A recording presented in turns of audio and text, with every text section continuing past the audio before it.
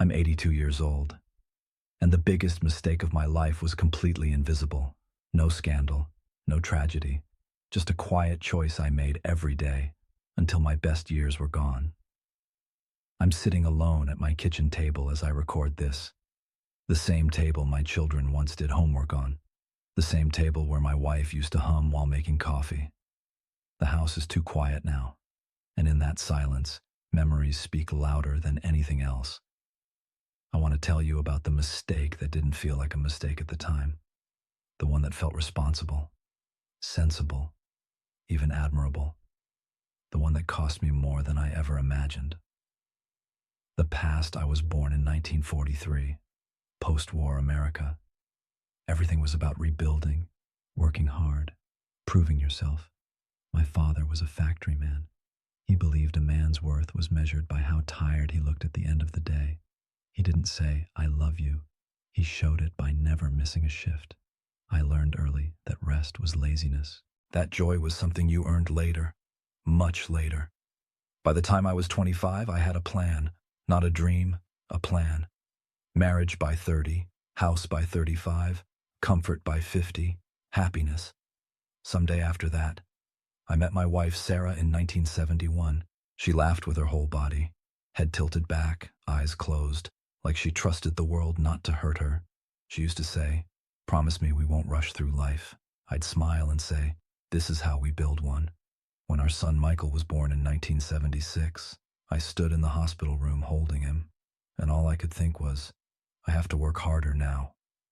That was the beginning, not of love, of the mistake. I worked long hours, then longer ones. I missed dinners, but I brought home promotions. I missed bedtime stories, but I paid for better schools.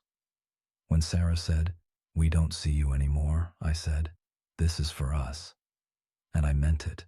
I truly believed time was something I could borrow against the future. I thought I could pay it back later, with interest. The turning point. It was 1989. Michael was 13. He had a school play. One line, just one sentence. Sarah reminded me for weeks. I said I'd be there. That day, my boss called me into his office. Big account, big opportunity. He said, "I need you tonight." I remember standing in the hallway with the phone pressed to my ear, the smell of old carpet, the hum of fluorescent lights. I thought, it's just one play. I'll make the next one. This matters more right now. I called Sarah. She didn't argue. That hurt more than if she had. That night, I stayed late, closed the deal, got praised. When I got home, the house was dark. On the kitchen table was Michael's program, folded neatly. Inside, in uneven handwriting, it said, "It's okay, Dad. I know you're busy." I stood there for a long time. Then I told myself something dangerous. This is what sacrifice looks like. That thought followed me for decades. The consequences. Time doesn't rush. It slips. Suddenly Michael was grown. College, job, his own life. Sarah stopped asking me to take days off, stopped planning trips. She learned how to live around my absence. I told myself retirement would fix everything, that we'd finally live.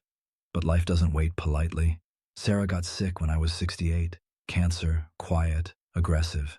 I sat by her hospital bed listening to machines beep. And for the first time, work felt very far away, very small. One night she squeezed my hand and whispered, "We were always getting ready to live, weren't we?" I didn't know how to answer. She passed 3 weeks later. After the funeral, I went back to the house. Her coffee mug was still by the sink, lipstick mark on the rim. I realized something then. I had built a life that didn't know how to hold me when it fell apart.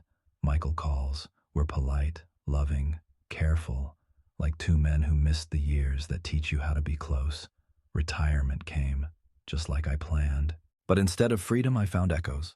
Empty mornings, long afternoons, a calendar with nothing important written on it. The career I gave everything to didn't come with me. That's when the weight hit. Not all at once, but steadily. I remembered faces I hadn't really seen, moments I rushed through, laughter I postponed. I wasn't cruel. I wasn't absent on purpose. I was just busy. And that was enough to lose everything that mattered. The wisdom. At 82, your world gets very quiet. In that quiet, truth speaks clearly. Here's what I understand now. The most dangerous mistakes don't feel dangerous. They feel responsible. They feel mature. They get praised. No one warns you when you're trading life for productivity. They applaud. Love doesn't wait patiently in the background. Connection doesn't pause. People don't need your sacrifice someday. They need your presence now. If I could sit across from my younger self, I wouldn't yell. I wouldn't lecture. I'd just say, the moments you're postponing are the ones that make it all worth it. I thought I was building a future, but I was slowly stepping out of the present. And one day, I couldn't find my way back. If you're listening to this and thinking, I still have time, please hear me. Time feels endless until it isn't. Close this video when it ends. Call someone you love. Be there, fully there, while you still can. I can't get my years back, but you haven't lost yours yet. If this story stayed with you, you know why you found it.